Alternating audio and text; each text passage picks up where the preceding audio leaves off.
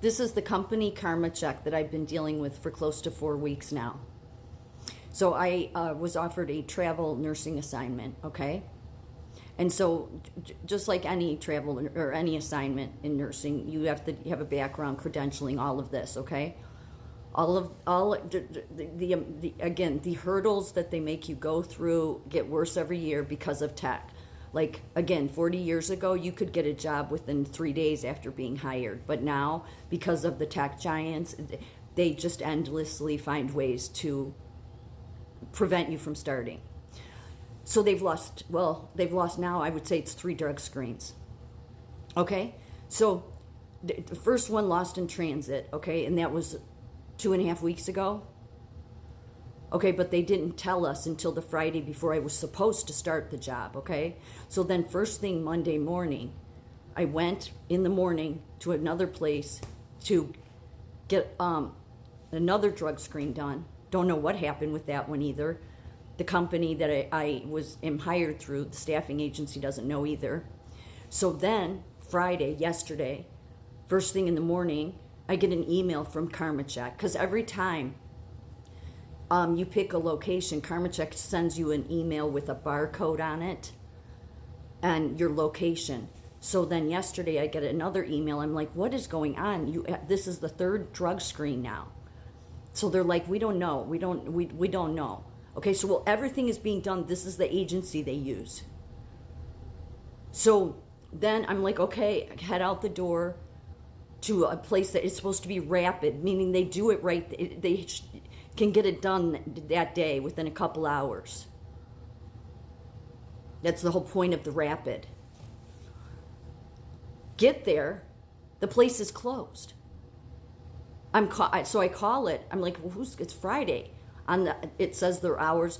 Oh, they're closed because of the holiday. Like, who closes the Friday before the holiday? Whatever. So then I call the staffing agency. The nearest one they could find is an hour away. I drive there, some immediate care center, go through the whole process again. They have to send me another email, okay? Go and get it done. Never heard back from anybody. So Trump needs to decide, is it about the average American people? Because, look, this is just a way to ruin somebody. That's all it is. You have given tech all of this power to just destroy average Americans. I had a job lined up. I wanted to start a week ago. I needed to start a week ago. I needed to. Do you not realize these people know how much is in your bank account? They know how they can ruin you. They know that if they can delay your job another week, that you financially will not be able to make it because you're barely hanging on, planning to go to a job and sleep in your truck just to get through the orientation. That's what the power tech has. And Trump needs to decide, because he ran on the fact that it was about the average American. Okay? That's what you ran on, Trump. So decide. It's either tech or it's the average Americans. It can't be both. And I'm sure in his mind, he thinks, no, there's a way both can. No, not when this is going on. 40 years ago, a nurse would have been able to start a job after 4 days, okay? This has been 3 weeks now. And still, I have no idea. The whole point of doing the 2nd and the 3rd drug screen was so that they could give me a schedule to start. Not been given that. So that they could give it to me. I mean, this is ridiculous. Tech is toying with people. And it goes further with this one. Eric Lai, a Vietnamese American entrepreneur and investor, is the co-founder of LinkedIn, a social networking site specifically for the business community, which he served as the founding chief technology officer. He is currently the CEO and founder of a blockchain-based trust protocol hub, as well as CEO and co-founder of Karma Check, providing candidates background checks. Lai was born in Saigon, Vietnam, and immigrated to the U.S. in 1975. As a result of the Vietnam War, he lived in San Francisco, California for some years when his parents found jobs in Silicon Valley, of course. During high school, he applied his interest in computer journalism and the on-campus newspaper through a sponsorship from Apple. He transformed production methods for the publication, making his high school one of the first schools in the country to use desktop publishing technology to publish its newspaper on newly introduced Macintosh computers. He attended Stanford University, no surprise there. Volunteered as a science writer for the Stanford Daily in addition to his studies. Lai was inspired by Professor Terry Wingrad's perspectives that computers ultimately serve as communications tools for people. He graduated with a Bachelor of Science in Symbiotic Systems. He was a member of Phi Beta Kappa, and his contemporaries included Scott Forstall, Reid Hoffman, and Marissa Mayer. He got a master's degree in media arts and sciences from the MIT Media Lab. In 1993, with a research thesis, Chatter, a conversational telephone agent, on combining speech user interfaces and artificial intelligence intelligence.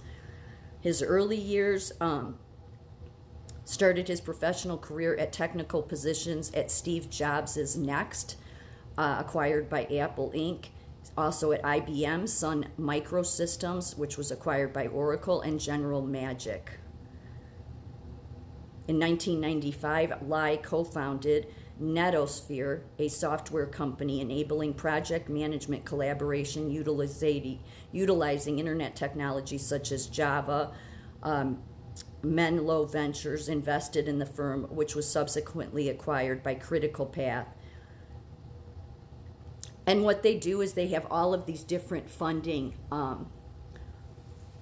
The company has raised significant venture funding with investors including Paramita Ventures, Proven Capital, Velvet Sea Ventures, GC1 Ventures, on and on. They have these different funding, like they at different moments in history, like different funders will come along and fund them.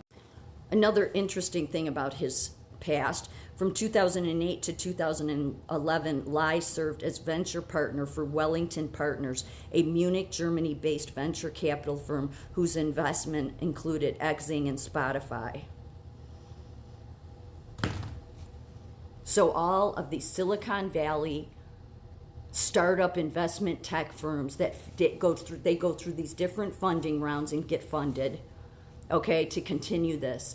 And this is what I've been dealing with.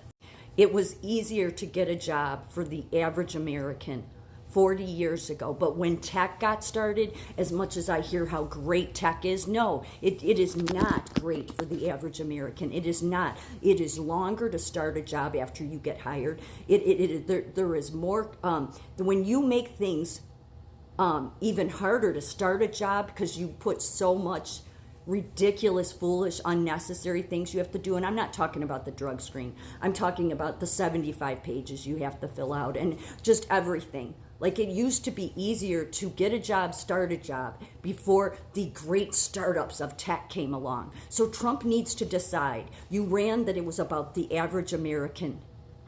So who is it, Trump? Is it the average American or is it tech?